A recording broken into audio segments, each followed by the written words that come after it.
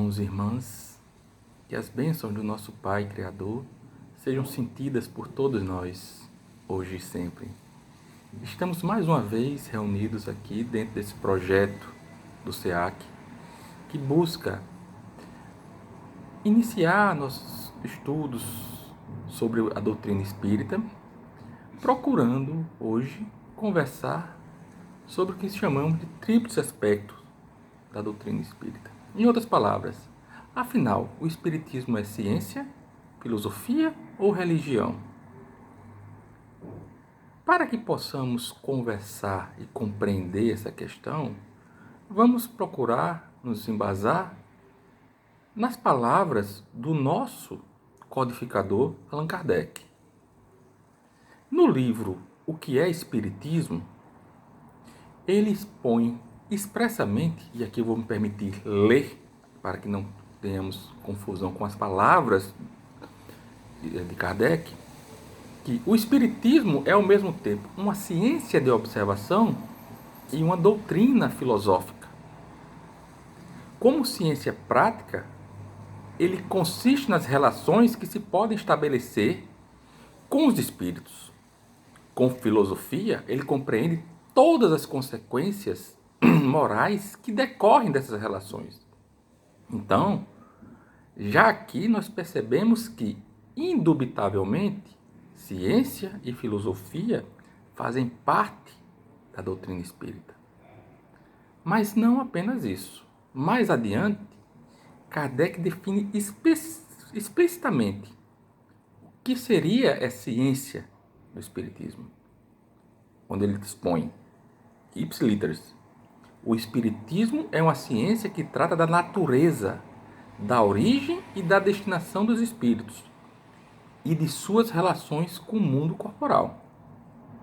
Então, como ponto de partida, não há como negar o aspecto científico da doutrina espírita, né? E isso é tão claro que o próprio Kardec expõe que, se a ciência comprovar que o espiritismo está errado em algum aspecto, nós devemos ficar com a ciência. Porém, é importante entender que, como toda ciência, o espiritismo tem o seu objeto de estudo específico, tá? Que é, no caso, a origem, destinação dos espíritos e suas relações com o mundo corporal. Se a ciência comprovar alguma falha no que o espiritismo está falando, e essa ciência aqui, por isso que o espiritismo ele pode ser objeto de progresso, nós devemos ficar com a ciência. E aí vem o primeiro problema com relação a saber: espiritismo é religião? Ora, depende. De que religião nós estamos falando?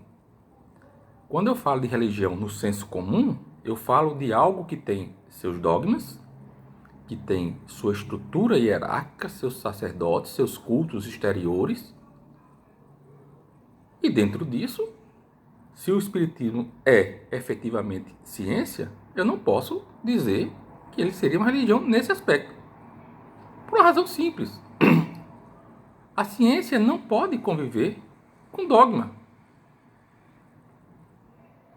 Afinal de contas, o dogma é uma verdade aceita, é um fato, desculpem, aceito como verdade absoluta e que não pode ser questionado. Ora, se o Kardec expõe explicitamente, como nós mostramos aqui, que o espiritismo é uma ciência, e na ciência não existem verdades absolutas, inquestionáveis, há um choque evidente nessas duas concepções. Porém, nós precisamos entender que a palavra religião é uma palavra que possui diversos significados. Por isso, o depende ali atrás.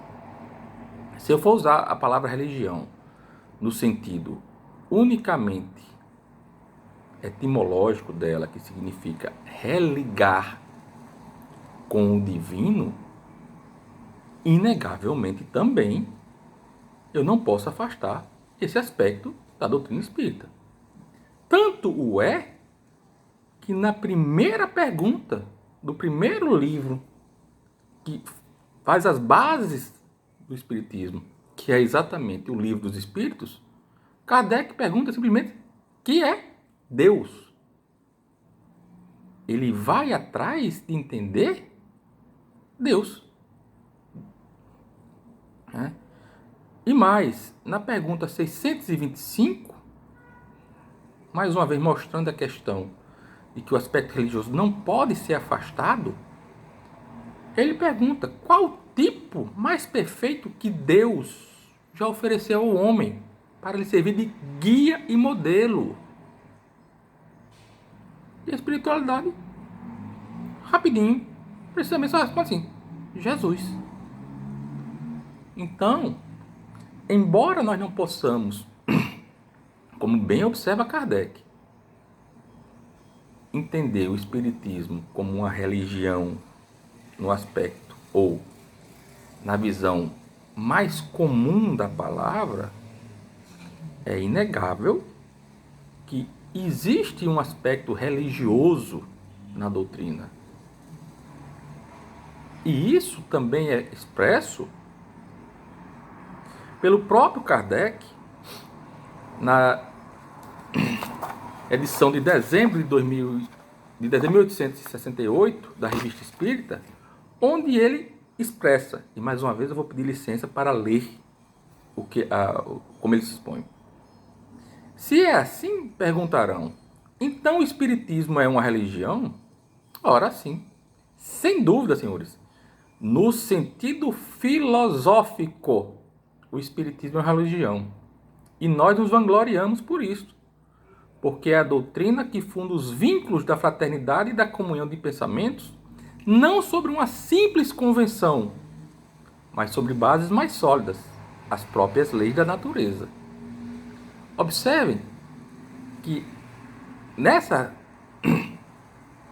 posicionamento de Kardec, nesse trecho, ele coloca as leis da natureza como bases dessa comunhão, desses vínculos de fraternidade e comunhão dos homens para com Deus. Então, a ciência está aqui, as leis da natureza, são objeto de estudo das ciências, criadas por Deus, mas objeto de estudo das ciências.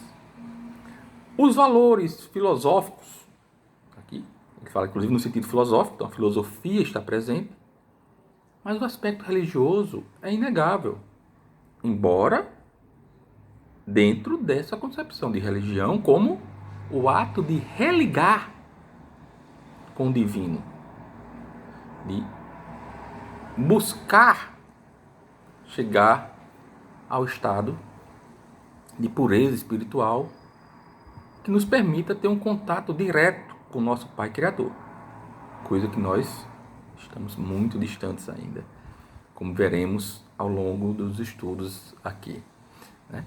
Então, inegavelmente, eu não posso entender a doutrina espírita sem compreender que ela se sustenta, ela se apoia nesses três aspectos: ciência,